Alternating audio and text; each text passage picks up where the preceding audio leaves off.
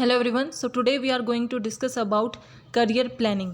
सो career planning का मतलब क्या होता है? नेम ही सजेस्ट कर रहा है करियर प्लानिंग। जब आप अपने करियर के रिगार्डिंग प्लान करते हो कि आपको आगे आने वाले टाइम में किस पोजीशन को अचीव करना है, आप किस स्टेटस पे जाना चाहते हो, कैसे उसे अचीव करोगे, क्या रूट आप अप्लाई करोगे, उसी को हम क्या बोलते हैं? Career planning. अब इसके अंदर हम दो एस्पेक्ट लेके चलते हैं। एक है कि एक इंडिविजुअल है जो मान लो जॉब नहीं कर रहा है या जॉब कर भी रहा है, तो वो क्या करता है? अपनी करियर प्लानिंग करता है। जैसे आप खुद के बारे में, आप अपने करियर के बारे में सोचते हो, ऐसे हर एक इंडिविजुअल अपने करियर के बारे में प्लान करता है कि वो आगे आने वाले टाइम में किस पोजीशन में खुद को देखना चाहता है और वो वहाँ कैसे पहुँचेगा। लेकिन जब आप एक ऑर्गेनाइजेशन के अंदर हो, किसी ना किसी ऑर्गेनाइजेशन में आप ऑलरेडी वर्क कर रहे हो, मान लो नंबर ऑफ एम्प्लॉयज़ यहाँ वर्क कर रहे हैं, तो ये ड्यूटी उस ऑर्गेनाइजेशन की भी बन जाती है कि जितने भी एम्प्लॉयज़ उस ऑर्गेनाइजेशन में काम कर रहे हैं उनकी करियर प्लानिंग की जाए। जितने भी ऑर्गेनाइजेशन के अंदर एम्प्लॉयज़ होंगे, एक ऑर्गेनाइजेशन देखेगी कि इनका क्या डिज़ायर है, ये किस लेवल पे आगे आने वाले टाइम में पहुंचना चाहते हैं और ऑर्गेनाइजेशन के अंदर कितने स्कोप हैं कि वो अपने डिज़ायर को अचीव कर सकें, और उसी के बेस पे उनके करियर को एनहांस करना, उनके करियर की प्लानिंग करना ऑर्गेनाइजेशन की भी ड्यूटी बन जाती है। और जब ऑर्गेनाइजेशन उसके रिगार्डिंग प्लान करती है, ऑर्गेनाइजेशन करती है, यानी कि चार चीज़ों को क्लियर करती है, प्लानिंग करती है, ऑर्गेनाइजिंग करती है, उसी को हम क्या बोलते हैं? Career planning in an organisation. So career planning is a process of enhancing an employee future value.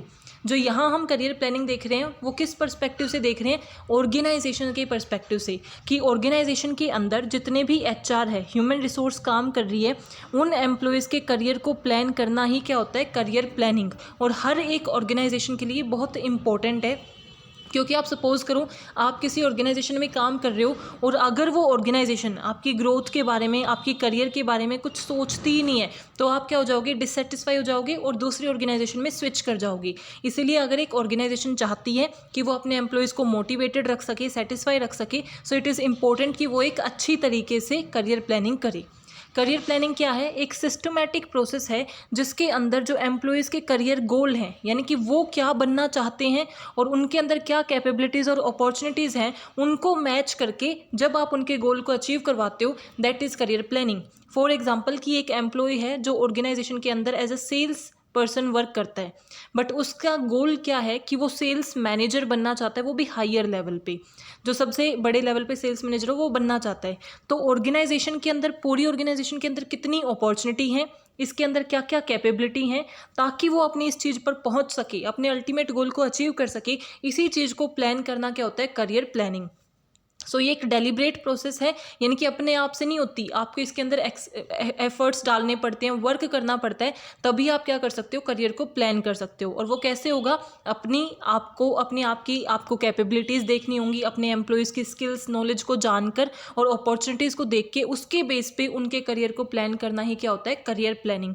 So career planning एक सिस्टमैटिक और डेलिब्रेट प्रोसेस है जिसके अंदर आप अपने एम्प्लॉयज़ के करियर गोल को देखकर उन्हें मैच करते हो उनकी कैपेबिलिटीज़ और अपॉर्चुनिटीज़ के साथ, सो दैट वो भी सक्सेसफुल हो सके अपनी लाइफ में और वो सेटिस्फाई भी रहे ऑर्गेनाइजेशन के साथ। सो कैरेक्टरिस्टिक्स क्या हुई करियर प्लानिंग की? पार्टिसिपेटिव प्रोसेस है। पार्टिसिपेटिव प्रोसेस यानी कि जिसके अंदर ऑर्गेनाइजेशन भी इन्वॉल्व है, जिसके अंदर एम्प्लॉयज़ भी इन्वॉल्व हैं, इकट्ठा मिलकर करियर को प्लान किया जाता है। Monitor employees ability and attitude, कि जब ऑर्गेनाइजेशन के अंदर करियर प्लानिंग होती है तो मैंने अभी बोला ना कि आप क्या देखते हो कि जो उनका गोल है, क्या उनके अंदर वैसी स्किल्स, वैसी नॉलेज और वैसी कैपेबिलिटीज़ हैं भी या नहीं, क्या उन्हें डेवलप करना है, ट्रेनिंग की रिक्वायरमेंट है, डेवलपमेंट की रिक्वायरमेंट है, किस तरीके से उन्हें अपने करियर गोल तक पहुंचाया जा सकता है। तो जब भी करियर प्लानिंग होती है तो मॉनिटर किया जाता है एम्प्लॉयज़ की क्या क्या एबिलिटीज़ और क्या क्या एटीट्यूड है। ये क्या है? एक डेवलपमेंटल प्रोसेस है। डेवलपमेंटल प्रोसेस का मतलब क्या है? आप एक करंट स्टेज पे हो, मान लो ये आपकी पर्टिकुलर स्टेज है, डेवलपमेंट क्या होगी? इससे बेटर स्टेज पे आप जब पहुंच जाते हो उसी को हम क्या बोलते हैं? डेवलपमेंट बोलते हैं। और ऐसे ही अब करियर में आप किसी एक पर्टिकुलर स्टेज पे हो, आपका बेटर गोल है कि आप सेल्स पर्सन और आप सेल्स मैनेजर बनना चाहते हो, तो ऑब्वियसली आपकी कोई ग्रोथ एंड डेवलपमेंट हो रही है ना, तो ये क्या हुई? एक डेवलपमेंट प्रोसेस है एंड कंटिन्यूस प्रोसेस है, कि करियर प्लानिंग एक continuous and on going process है जो आपको लगातार लगातार करनी होती है। मान लो अब वो जो मैनेजर बनना चाहता था, सेल्स पर्सन जो सेल्स मैनेजर बनना चाहता था, ऐसा तो नहीं है ना कि उसने सब कुछ अचीव कर लिया। जब वो सेल्स मैनेजर बन जाएगा तो हो सकता है कि उसके आगे और गोल बन जाए कि अब वो CEO बनना चाहता है, BOD बनना चाहता है, तो उसके बेस पे आपको ये कंटिन्यूअसली करनी पड़ती है। और ये लाइफ लॉन्ग लर्निंग प्रोसेस है कि लगातार इसमें लर्निंग होती रहती है। ऐसा नहीं है कि अब लर्निंग खत्म हो गई, अब आप अल्टीमेट स्टेज पे पहुंच चुकी, ऐसा नहीं होता। तो ये क्या है हमारी characteristics of career planning. Now objectives of career planning. Organisation career planning करती ही क्यों है, उसके पीछे उसका क्या ऑब्जेक्टिव है, क्या पर्पज़ है। वैसा भी तो सोच सकती है कि एम्प्लॉयज़ अपनी करियर प्लानिंग खुद करें, हम क्यों इतनी हेडेक ले रहे हैं। बट फिर भी एम्प्लॉयज़ क्या करती हैं, अपने ऑर्गेनाइजेशन क्या करती हैं, अपने एम्प्लॉयज़ की करियर प्लानिंग करती हैं, उनकी स्किल्स को आइडेंटिफाई करती हैं, ऑब्जेक्टिव्स को आइडेंटिफाई करती हैं, मैच करने की कोशिश करती हैं। तो ये सब करने के पीछे उनका क्या पर्पज़ है, क्या ऑब्जेक्टिव्स हैं। First, to attract and retain talented employees, क्योंकि हर कोई ऐसी ही ऑर्गेनाइजेशन को ज्वाइन करना चाहेगा जहाँ पे उनकी ग्रोथ के ऊपर फोकस किया जा रहा हो, जहाँ उनकी डेवलपमेंट के ऊपर फोकस किया जा रहा हो। तो आप क्या कर सकते हो, करियर प्लानिंग के थ्रू अट्रैक्ट कर सकते हो टैलेंटेड एम्प्लॉयज़ को, और जो ऑलरेडी एम्प्लॉयज़ हैं उन्हें रिटेन कर सकते हो, अपनी ही ऑर्गेनाइजेशन में बनाए रख सकते हो। To know each employee USP क्या होती है, यूनिक सेलिंग प्रपोजिशन, कि आपके जो एम्प्लॉयज़ हैं उसका एक यूनिक फीचर क्या है, एक ऐसी यूनिक कैरेक्टरिस्टिक्स क्या है जिसमें वो स्पेशलाइज्ड है।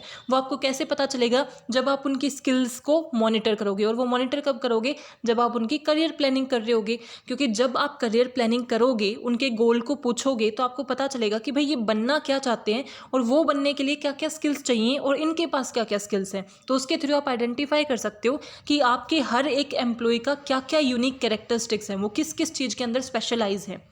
To guide and persuade employees, कि करियर प्लानिंग के थ्रू आप क्या कर रहे हो, आप गाइड कर रहे हो, मॉनिटर कर रहे हो, या फिर मेंटरिंग कर रहे हो कि उनको गाइड कर रहे हो, और परसुएड कर रहे हो कि आपको इस चीज़ को परस्यू करना चाहिए, ये आपका करियर गोल होना चाहिए, आपकी कैपेबिलिटीज़ के अकॉर्डिंग ये सबसे बेस्ट है। या फिर जो भी गोल वो अचीव करना चाहते हैं उसे कैसे अचीव किया जा सकता है, उस चीज़ में आप उन्हें गाइड करते हो।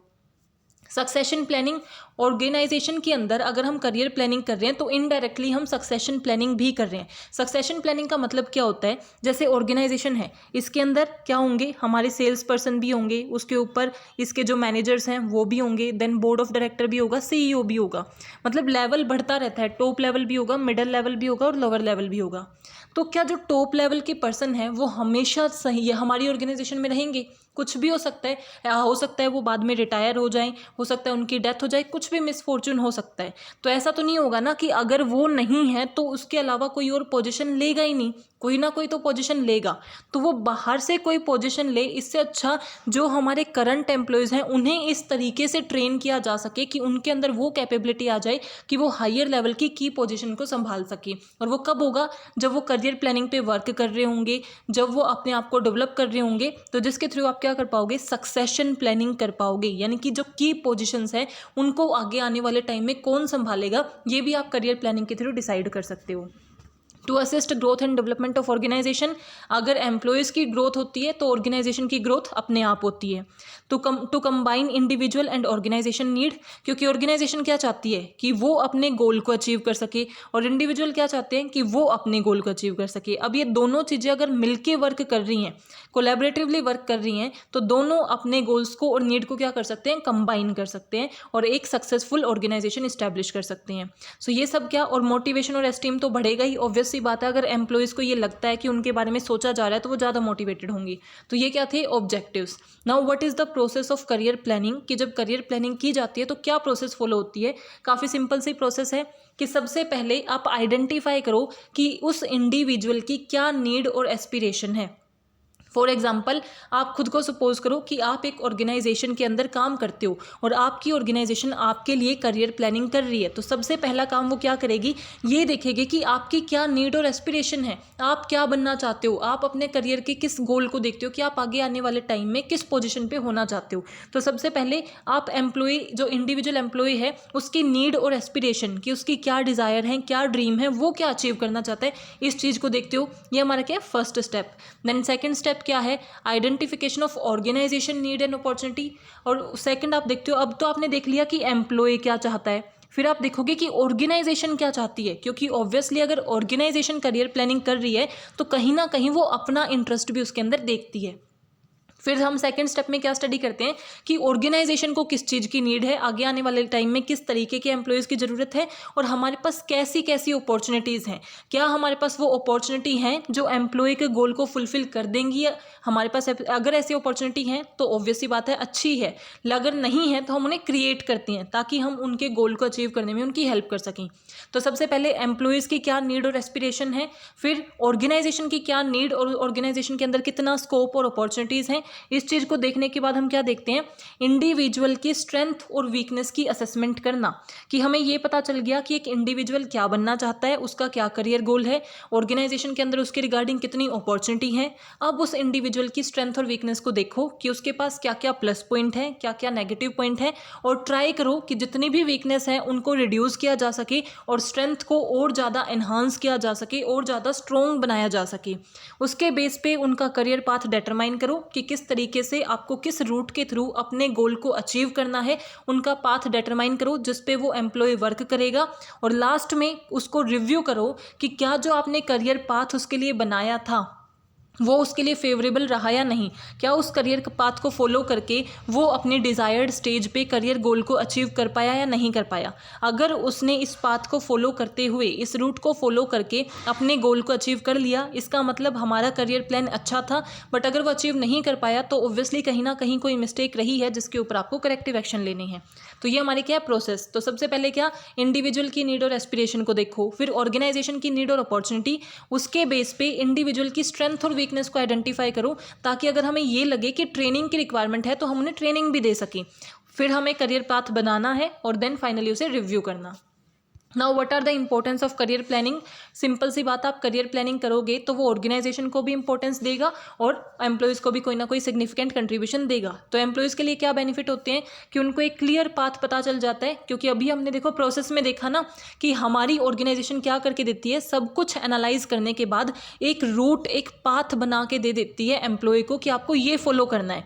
तो उन्हें एक क्लियर रूट पता चल जाता है कि उन्हें ये फॉलो करना है, उनकी डेवलपमेंट होती है जिससे प्रोडक्टिविटी इंप्रूव होगी। ऑब्वियसली अगर आपकी ग्रोथ हो रही है तो आप काम और अच्छे तरीके से करोगे, आपकी एफिशिएंसी और बढ़ जाएगी और आप ज़्यादा अच्छी प्रोडक्टिविटी करोगे। ऑर्गेनाइजेशन के लिए क्या एडवांटेजेस हैं कि आपका जो टैलेंट है वो रिटेन रहेगा। अगर आपकी ऑर्गेनाइजेशन आपके लिए इतना कुछ सोच रही है, कर रही है, तो ऑब्वियसली आप उसी ऑर्गेनाइजेशन में रहोगे, स्विच नहीं करोगे।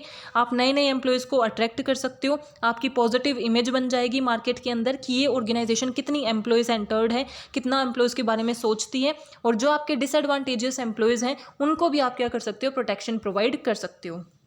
कुछ लिमिटेशंस क्या हैं करियर प्लानिंग की, क्योंकि किसी भी चीज़ के अगर कुछ एडवांटेजेस होती हैं तो उसकी कुछ ना कुछ कमियां भी होती हैं, कुछ लिमिटेशंस भी होती हैं।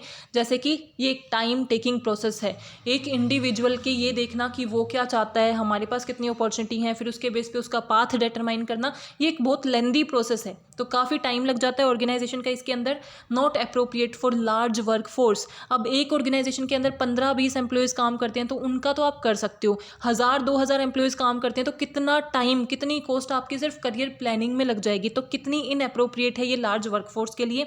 आउटसाइड फोर्सेज अफेक्ट करते हैं, पॉलिटिकल फोर्सेज हैं, ये सारी फोर्सेज क्या करती हैं, अफेक्ट करती हैं। क्योंकि कई बार क्या होते हैं, गवर्नमेंट की रेगुलेशन होती हैं कि इतना % आपको इस कास्ट को रखना है, इतना % इन्हीं को रखना है। तो इस पर्टिकुलर चीज़ की वजह से आप अच्छे से करियर प्लानिंग नहीं कर पाते। लैक ऑफ ऑब्जेक्टिविटी, क्योंकि कोई ना कोई एम्प्लॉय जो है, जिस भी एम्प्लॉय की करियर प्लानिंग है उसका कोई सीनियर ही कर रहा होगा ना, तो हो सकता है कि उसके अंदर बायसनेस आ जाए, ऑब्जेक्टिविटी उतनी नहीं रहती। Lack of knowledge and awareness, कि अब भी उतनी अवेयरनेस नहीं है कि हर एक ऑर्गेनाइजेशन करियर प्लानिंग कर रही हो, और अगर वो कर भी रही हैं तो बिल्कुल प्रॉपर मैनर से अभी इतना अडॉप्ट नहीं हुआ है। And problem in measuring career success, हमने बोल तो दिया कि हर लास्ट में हम ये देखते हैं कि क्या करियर गोल अचीव हुआ और उसके बेस पे रिव्यू करते हैं, बट करियर की सक्सेस को मेज़र करना, करियर के प्लान को मेज़र करना इतना ईजी भी नहीं है।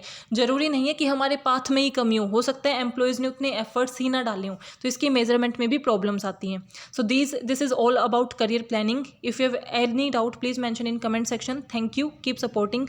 Don't forget to like, subscribe and share my channel. Thank you.